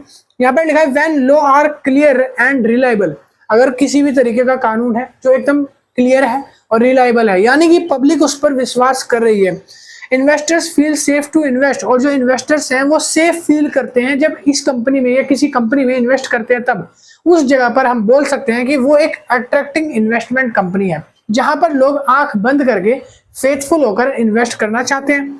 फिर लिखा उसके बाद कि business grow because they know the rule won't suddenly changes. जो बिजनेस इन्वेस्टर्स हैं वो ऑलरेडी जानते हैं कि जब कंपनी ग्रो करेगी तो इसके रूल्स जो है वो एकदम से चेंज नहीं होंगे, एकदम से चेंज नहीं होंगे। चेंज होने का मतलब है कि कोई ऐसी कंपनी है जिसके रूल्स हमेशा चेंज होते रहते हैं, वहां पर इन्वेस्टर्स को प्रॉब्लम आनी शुरू होती है, बट यहाँ ऐसा नहीं है। तभी इसलिए इंटरेस्टिंग इन्वेस्टर्स बोला गया है, यानी कि अट्रैक्टिंग इन्वेस्टर्स बोला गया है, जो कंपनी के एक्चुअल में आएंगे डेवलपमेंट करने। अगला पॉइंट है helps bring foreign companies and boost local industries. जो फॉरेन कंपनी होगी वो लोकल कंपनीज को हेल्प करेगी, क्या करने में, इकोनॉमी को बूस्ट करने में हेल्प करती है। क्लियर है। अब यहाँ पर एग्जांपल के तौर पे लिखा है कि एक फॉरेन कंपनी अगर इंडिया में इन्वेस्ट करती है, इट मींस कि वहां की प्रॉपर्टी रेट जो होगा फॉरेन से कम होगा, क्योंकि इंडिया में क्या होता है कि प्रॉपर्टी रेट कम होता है जो कि विदेशों के मुकाबले ज्यादा है। तो अब इंडिया में प्रॉपर्टी रेट कम है, तो अब वो क्या करेगी, इंडिया में कानून वगैरह तो है, तो वो यहाँ प्रॉपर्टी खरीद के यहाँ बिजनेस सेट करेगी, वो जो वो फॉरेन में कर रही थी। ठीक है, इससे क्या होगा, ग्रोथ होगा। अगला पॉइंट है fostering healthy rivalry and innovation. आपको क्या मिलेगा, बढ़ावा मिलेगा किसको, हेल्थी राइवलरी को, और इनोवेशन इंक्रीज होगा। इनोवेशन यानी कि लोग अपनी नई नई सोच से नया माइंडसेट लेके आएंगे, कुछ नया इन्वेंट करेंगे। मार्केट में आज आप देख रहे हो कि एक से एक बढ़कर फोन लॉन्च हो रहे हैं। कभी सैमसंग का S15 आ गया, कभी सैमसंग का S25 अल्ट्रा आ गया, कभी S26 भी आ जाएगा, फिर 27 आ जाएगा। तो यहाँ क्या हो रहा है, एक कंपटीशन इनोवेट हो रहा है, कंपटीशन बढ़ रहा है, और इस कंपटीशन का फायदा किसको हो रहा है, जीडीपी को। जीडीपी बूस्ट हो रही है, इकोनॉमी बूस्ट हो रही है, क्योंकि डेवलपमेंट जो है वो अपने चरम पर है, डेवलपमेंट जो है वो बढ़ता जा रहा है। तो वही लिखा है यहाँ पर कि लीगल सर्टेनिटी होगी, जो फेयर कंपटीशन होना चाहिए। फिर लिखा है इनकरेज होना चाहिए इनोवेट और improve product and services. Products का और सर्विसेज को टाइम टू टाइम अपडेट होना चाहिए, इंप्रूवमेंट होना चाहिए। अगला पॉइंट है lead to better quality lower prices. Prices lower होने चाहिए और क्वालिटी जो है वो इंक्रीज होती रहेगी, इससे स्ट्रॉन्ग इकोनॉमी को बनाने में हेल्प मिलेगी। थर्ड पॉइंट है curbing corruption and enhance governing. Curbing corruption यानी कि law clear reduce confusion and loop holes. Law ने सीधा सीधा बोल दिया है कि हम जितने भी लूप होल्स हैं गवर्नेंस के अंदर, सारे लूप होल्स को क्या करेंगे, गायब कर देंगे, मिटा देंगे, करप्शन को यहाँ से खत्म कर देंगे। गुड गवर्नेंस जब होगी, आपके बिजनेस जो है सही तरीके से रूल्स रेगुलेशन को फॉलो करेंगे, और रूल्स रेगुलेशन अगर सही तरीके से फॉलो करी जाएगी तो इससे और ज्यादा हेल्प मिलेगी। फिर लिखा है कि build trust in the government and legal system. आपको ट्रस्ट बिल्ड करना है अपने लीगल सिस्टम के अंदर। पॉइंट नंबर 4 आता है supporting sustainable development. Sustainable development वो डेवलपमेंट यानी कि जो इको फ्रेंडली ग्रोथ होती है उसको कहते हैं, और जो लॉन्ग टर्म के डेवलपमेंट होते हैं यानी कि आपने कोई चीज बनाई और वो लंबे समय तक रन कर रही है। ठीक है, आपने कोई पॉलिसी बनाई और वो लंबे समय तक चल रही है। आपने बोला कि देश के अंदर ना हमको ट्रेन की फैसिलिटी लोगों को देनी चाहिए, ट्रेन को रन किया, अब ट्रेन आज हमेशा एक पार्ट बन गया है। ठीक है, अब ट्रेन है एक मेजर कारण बन गया है जिससे लोग अपना ड्यूटी पे आराम से जा सकते हैं। तो ये क्या होता है, इकोनॉमिक का लॉन्ग टर्म डेवलपमेंट चाहती है सस्टेनेबल डेवलपमेंट। इसमें लिखा है कि इन्वेस्टमेंट करा जाता है जहां पर इन्वायरमेंटल लॉ अच्छे होते हैं, प्रोडक्ट अच्छा होता है, क्लियरली इंडस्ट्रीज होती हैं, और सपोर्ट होता है जस्टिस का, यानी कि सोशल सपोर्ट भी होना जरूरी है। ठीक है, लोगों की सहायता करने के लिए। अगला पॉइंट है industrial promotion as the techniques of economic development. Point number B आ गया, इंडस्ट्रियल प्रमोशन कैसे होता है इकोनॉमिक डेवलपमेंट का। तो इसके अंदर 2 पॉइंट आपको डिस्कस करेगा मेजर। पहला पॉइंट क्या है, व्हाट इज इंडस्ट्रियल प्रमोशन, कि क्या होता है इंडस्ट्रियल प्रमोशन। तो लिखा है जब किसी फैक्ट्री की ग्रोथ होती है उसके अंदर प्रमोट होता है, कुछ अपडेशन आता है, या इंडस्ट्रीज जो है वो बूस्ट करती है किसी देश की इकोनॉमी को, तब वो उसको बोला जाता है इंडस्ट्रियल प्रमोशन हुआ है। ठीक है, अब यहाँ पे लिखा है role of industrial promotion in India. Role क्या क्या होते हैं, देखो अगर आपको इंडस्ट्री प्रमोट करनी है, सबसे पहली चीज जो बेसिक नीड आती है, क्रिएट जॉब्स। आप ज्यादा से ज्यादा लोगों को जॉब्स प्रदान करो, यानी कि आप ज्यादा से ज्यादा लोगों को एम्प्लॉयमेंट दो, जॉबें दो। ठीक है, तो जॉब आप जितना ज्यादा दोगे जीडीपी उतना ग्रो करेगा। दूसरा है प्रोवर्टी को रिड्यूस करना है, किसको, प्रोवर्टी को, यानी कि निर्धनता रेखा जो होती है, निर्धन लाइन होती है, गरीबी को हटाओ, है ना, गरीब को नहीं, गरीबी को हटाओ। हमारी देश की सरकार काफी बार गरीबों को हटाने की कोशिश करती है ना, हमें गरीबी हटानी है। फिर लिखा इंक्रीज एक्सपोर्ट, एक्सपोर्ट्स को बढ़ावा दो, यानी कि अपने देश से दूसरे देशों में माल भेजो, वहां से इंपोर्ट कम करो और एक्सपोर्ट ज्यादा करो। जब यहाँ से जाएगा माल तभी तो उनके देश का पैसा इंडिया में आएगा, जब इंडिया में पैसा आएगा दूसरी करेंसी आएगी तो इंडिया क्या करेगा, बूस्ट करेगा। फिर लिखा है प्रमोट करो बैलेंसिंग रीजनल डेवलपमेंट को। फिर लिखा है अंडर डेवलपमेंट जो एरियाज है, जैसे कि रूरल एरियाज, जो रूरल एरियाज है तो उनको डेवलप करो। जो स्लम एरियाज है, जो झोपड़पट्टी और जो छोटे छोटे झुग्गियों जैसे घर वगैरह में, कस्बे शहरों में रहते हैं लोग, तो उनको धीरे धीरे डेवलप करके लेके आओ। ठीक है, फिर लिखा है अगला पॉइंट है make in India initiative. Make in India initiative, ये तो आपने बहुत बार सुना होगा। मेक इन इंडिया हर एक नोटबुक के पीछे, बुक के पीछे लिखा रहता है। ये मेक इन इंडिया को लॉन्च करा गया था 2014 के अंदर, जब पीएम नरेंद्र मोदी जो है प्राइम मिनिस्टर बने थे इंडिया के, ठीक है। तो यहाँ पर 2014 में इसको इनोवेट किया गया था, यानी कि इससे पहले इंप्लीमेंट नहीं हुआ था, इंप्लीमेंट 2014 में हुआ था। कब हुआ था? 2014 में। तो मैं इसके बगल में लिख देता हूँ, अगर आपको एग्जाम में आ गया तो आप लिख सकोगे। मेक इन इंडिया पॉलिसी कब आई थी? 2014 में। कह रहा है इसका जो एम था यानी लक्ष्य था वो ये था कि ग्लोबल मैन्युफैक्चरिंग हब बनाना है। किसको? इंडिया को एक ग्लोबल मैन्युफैक्चरिंग हब बनाना है, ठीक है। 10 साल आज हो चुके हैं, मेक इन इंडिया चल रहा है।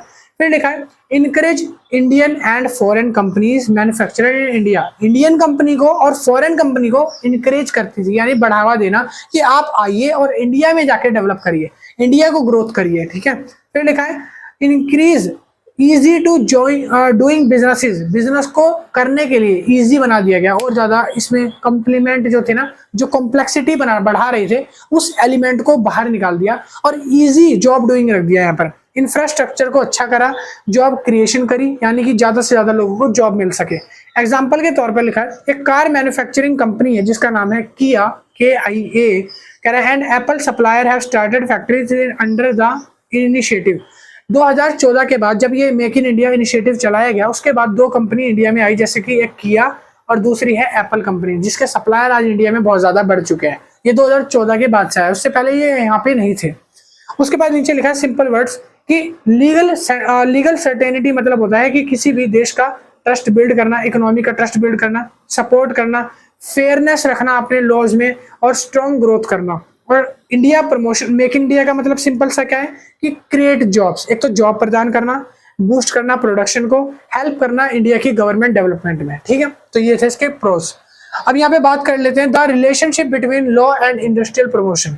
लॉ एंड इंडस्ट्रियल प्रमोशन के हम पढ़ने वाले हैं कुछ रिलेशनशिप्स क्या होते हैं, ठीक है। लॉ के बीच में क्या है, कानून, और इंडस्ट्रियल प्रमोशन के बीच में क्या रिलेशन है। पहला है legal reform to support industrial promotion, कि जो लीगली तौर पर सरकार छूट देती है इंडस्ट्री को, उद्योगों को, यानी कि मशीनों को, फैक्ट्रियों को, कि किस तरीके से आप इसको इंडिया को रिफॉर्म कर सको, तो वो छूट हम पढ़ रहे हैं।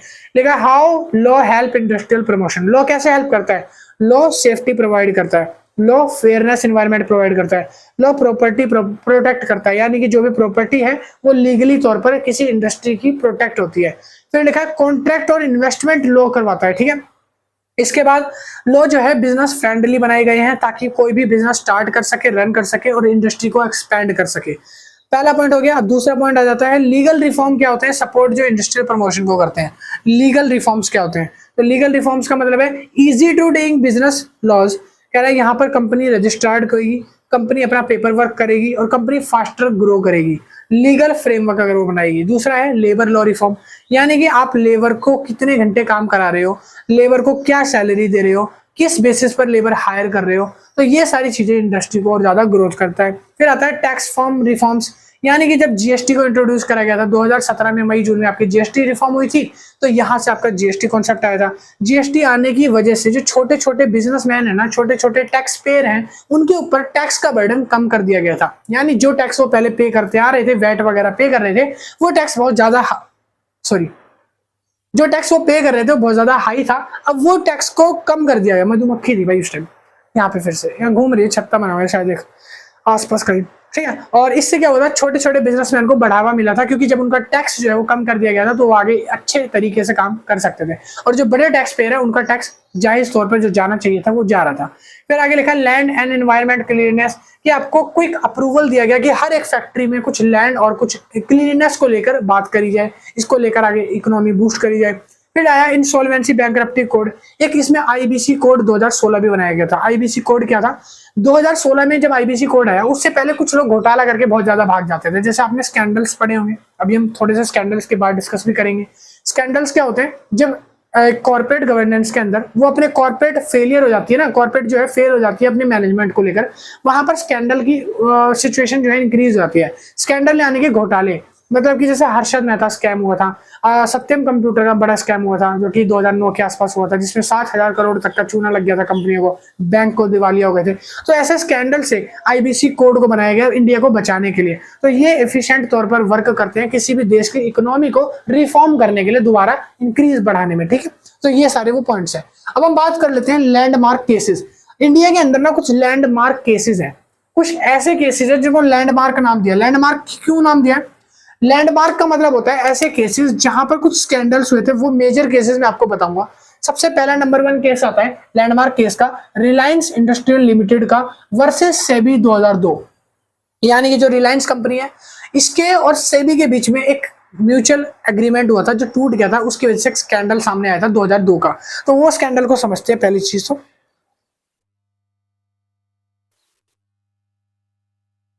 हाँ, लिखा है जो सेबी है, सेबी यानी कि security and exchange board of India, SEBI, जहां पर सारे स्टॉक्स कंपनी के लिस्टेड होते हैं।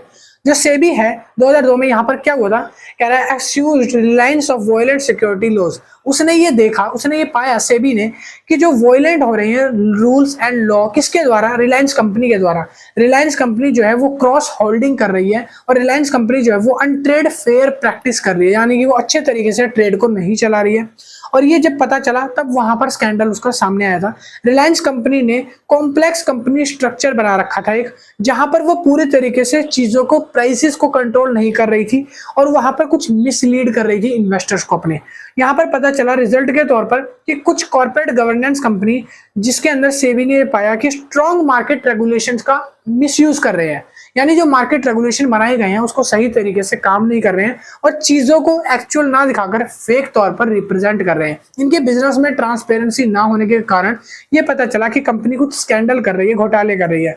जो सेबी है उसने इस चीज को लेकर सख्त कार्रवाई करी और यहाँ पर उनके जो सीईओ है ना, उनको अरेस्ट करा गया, उनको पनिश करा गया।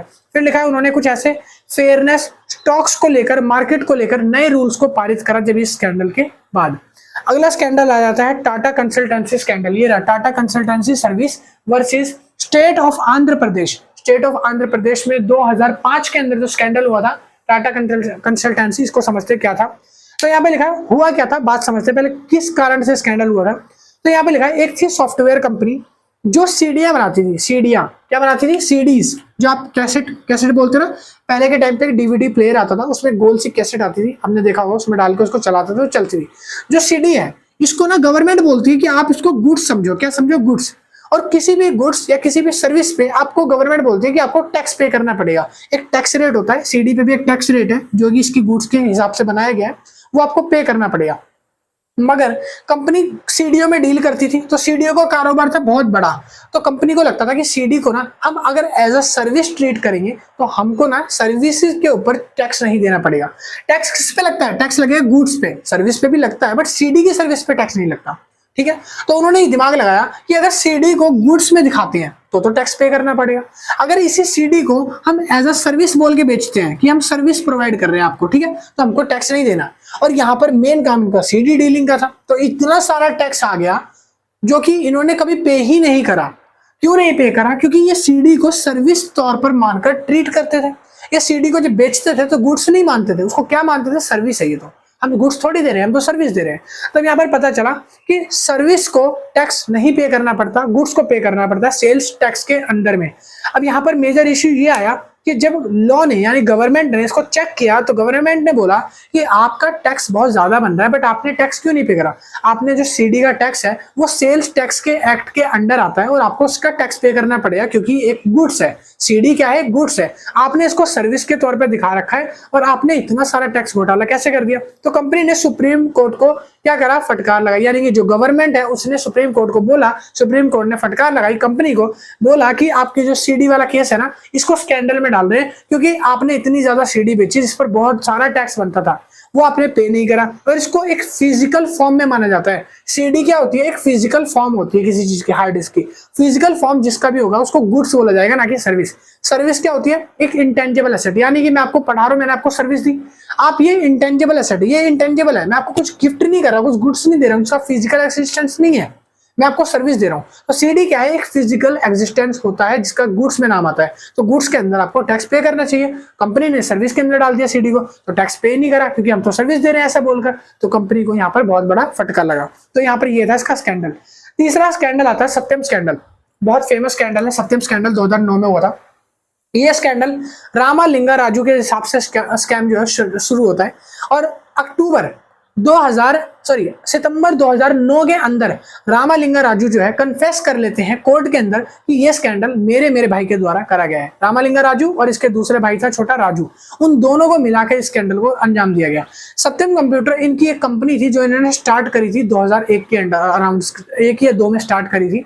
वैसे इस कंपनी को ना 1991 से स्टार्ट किया था, यानी कि जब हर्षद मेहता का केस आया था उससे 8-10 दिन पहले अप्रैल के टाइम को स्टार्ट किया गया था। और 2001 से लेकर 2008 तक इन्होंने बहुत लंबा घोटाला करा। इन्होंने घोटाला क्या करा था, 7,000 करोड़ का घोटाला था रामालिंगा राजू सत्यम कंपनी का। पता है क्या घोटाला? घोटाला ये था कि जब ये अपने कंप्यूटर्स को बेचा करते थे ना, तो उस पर उनको एक बिल काटना पड़ता है।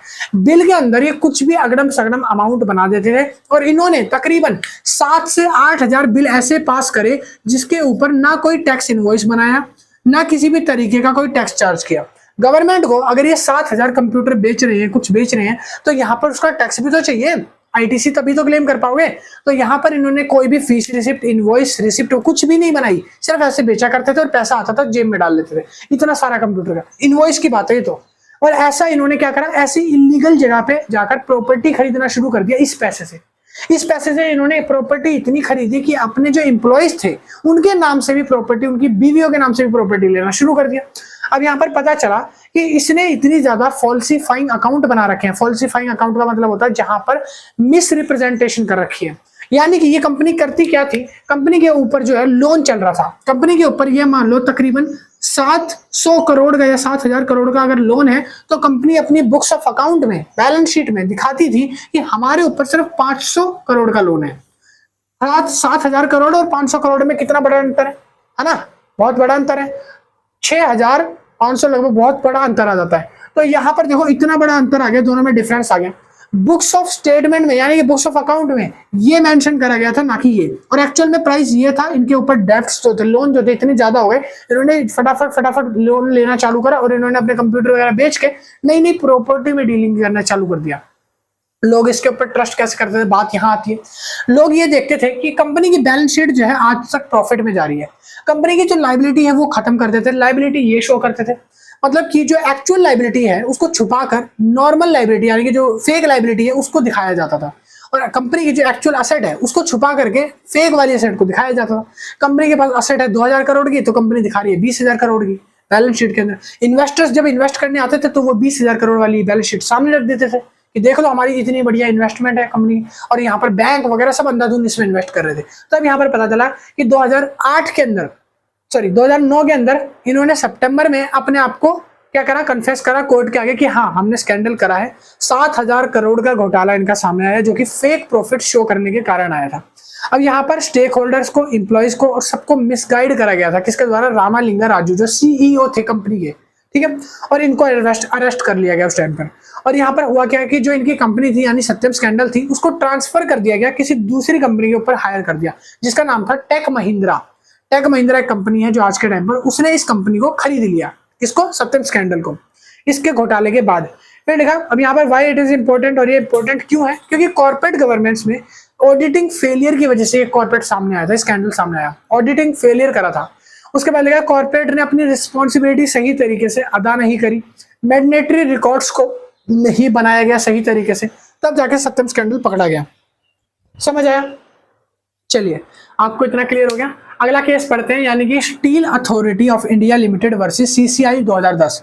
सीसीआई 2010 का स्कैंडल क्या था, स्टील अथॉरिटी का, ये समझ लेते हैं एक बार, लास्ट है। तो लिखा है स्टील अथॉरिटी, यानी कि ये जो कंपनी है ये लिखा है कंपटीशन कमीशन ऑफ इंडिया यानी सीसीआई, जो मैंने आपको पढ़ाया था 2002 में। इसका काम ये था कि जो भी मोनोपोली है उसको हटाना और अनफेयर ट्रेड प्रैक्टिस को रोकना, ये काम था इसका। अब जो कंपनी है वो क्या करती थी, वो लीगल पावर्स में डील करती थी विदाउट गिविंग देम ए हायरिंग फर्स्ट। अब यहाँ पे लिखा है रिजल्ट के तौर पर जब सुप्रीम कोर्ट ने ये चेक करा कि जो सीसीआई कंपनी है वो कुछ इन्वेस्टिगेशन के तौर पे भेजी गई थी, किस कंपनी में, स्टील अथॉरिटी में। स्टील अथॉरिटी में कुछ ऐसे नोटिस सामने आए, कुछ ऐसे दस्तावेज सामने आए, कुछ ऐसी चीजें पता लगी बाद में कि ये कंपनी जो बड़ा फॉल्ट कर रही है, ठीक है, तब उस कंपनी को क्या करा, धर दबोचा। अब यहाँ पे लिखा why it is important, important क्यों है, क्योंकि यहाँ पर लॉ की तौहीन करी जा रही थी, यानी कि लॉ को अखंड किया जाता था, तोड़ा था।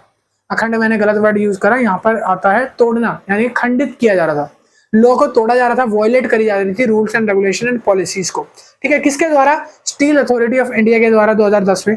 और इनका एक बड़ा सा स्कैम सामने आया 2010 में, जिसकी वजह से इनके लोगों को अरेस्ट कर लिया गया, यानी कि इनके सीईओ को, इनके ऑनर को अरेस्ट कर लिया गया था और प्रिजनर में डाल दिया था, जेल में डाल दिया था, ठीक है। तो ये था कुछ स्कैंडल जो कि एक बड़े स्कैंडल्स के तौर पर सामने आए। और इसके बाद आपका जो चैप्टर है, यानी पूरा 4th चैप्टर इस लास्ट स्कैंडल के बाद खत्म हो गया। बुक का लास्ट टॉपिक आपको यही मिलेगा, अगर आप खोल के देखना चाहते हो तो देख सकते हो। तो आई होप आपको वीडियो लेक्चर पूरा पसंद आया होगा। 1 घंटे तकरीबन हो गया मेरे को पढ़ाते हुए, बोलते हुए, और थोड़ा सा प्यास लग रही है, बट हाँ ठीक है। अब आप लोगों को पूरा चैप्टर अच्छे से समझ आया तो आपको करना क्या है, वीडियो को ज्यादा से ज्यादा शेयर करना है, वीडियो को ज्यादा से ज्यादा लाइक करना है, और कमेंट में बताना है कि आप लोगों को चारों प्लेलिस्ट, चारों वीडियो देखने के बाद कैसा लगा, आपको corporate governance, law and development जो है समझ आया अच्छे तरीके से। और कल से हम स्टार्ट करने जा रहे हैं एक और नई सीरीज को, बिजनेस रिसर्च मैथोलॉजी को, जो सेमेस्टर 6 के लिए बनने वाली है। मैं अभी बता रहा हूँ क्योंकि इनके एग्जाम आने वाले हैं, तो मैं थोड़ा सा जल्दी, 12 चैप्टर है, मैं जल्दी खत्म करवाऊंगा 12 दिन के अंदर, 2 हफ्ते में आपका खत्म करा दूंगा सिलेबस वो भी। अब इस वीडियो के अगर आपको नोट्स बाय करने हैं, मतलब इस सब्जेक्ट के नोट्स आपको लेने हैं, तो आप व्हाट्सएप पे जाके मैसेज कर देना। व्हाट्सएप नंबर डिस्क्रिप्शन में भी गिवन है और बोर्ड पर ये लिखा मत व्हाट्सएप नंबर, इस नंबर पे जाके पता कर लो कि सर हमको नोट्स परचेज करने, प्रोसेस बता दो। मिनिमम प्राइस 150 रुपीज है नोट्स का, सॉफ्ट कॉपी नोट्स है, सारे चैप्टर्स एक्सप्लेन है, डिटेल में सारे पॉइंट्स एक्सप्लेन कर रखे हैं। मिनिमम पेजेस बता दूं तो इसके 30 से 35 पेज के अंदर सारा कुछ एक्सप्लेन करा हुआ है, ठीक है। इंपॉर्टेंट क्वेश्चन आंसर नहीं है, सारे चैप्टर्स को एक्सप्लेन करा है बस। तो जो भी लेना चाहता है वो जाकर ले सकता है, व्हाट्सएप पे मैसेज करके परचेज कर सकते हो। जो नहीं लेना चाहते वो इसको उतार लेना, खुद से अपने नोट्स बनाओ तो और ज्यादा बेटर है। अगर आप ऐसा करना चाहते हो तो कोई दिक्कत नहीं है। और मिलते हैं नेक्स्ट वीडियो में। Tata bye bye, see you, और आप इसको उतारो। मैं मिलता हूँ एक नई सीरीज के साथ जल्दी। और वीडियो कैसी लगी जरूर से कमेंट में बताना। पूरा सिलेबस खत्म हो गया भाई, ये आखिरी चैप्टर था, लॉ एंड डेवलपमेंट का ये आखिरी चैप्टर था। इसके बाद कोई नया चैप्टर नहीं आने वाला क्योंकि अब बुक खत्म हो चुकी है फाइनली। 4 ही चैप्टर थे। एक बच्चा कमेंट में बोल रहा है कि 5 चैप्टर करा दो, 5वां चैप्टर नहीं है भाई बुक में, ठीक है। आपके पास पता नहीं कौन सी बुक है, बट ड्यू की बुक में 4 ही चैप्टर दे रखे हैं, वो मैंने 4 करा दिया। आज लास्ट लेक्चर, इसके बाद कोई और अदर लेक्चर चैप्टर नहीं आएगा। बाय, उतार लो इसको।